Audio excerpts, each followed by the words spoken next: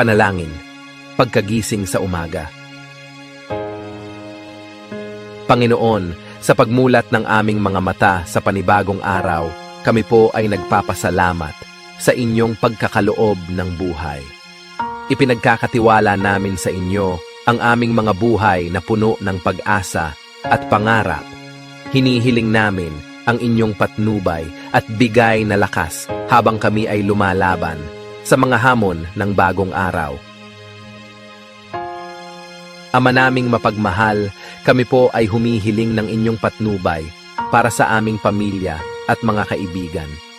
Ingatan ninyo sila sa bawat hakbang na kanilang tatahakin sa araw na ito. Nawa ay maging inspirasyon kami sa kanila sa pamamagitan ng aming mga kilos at mga salita.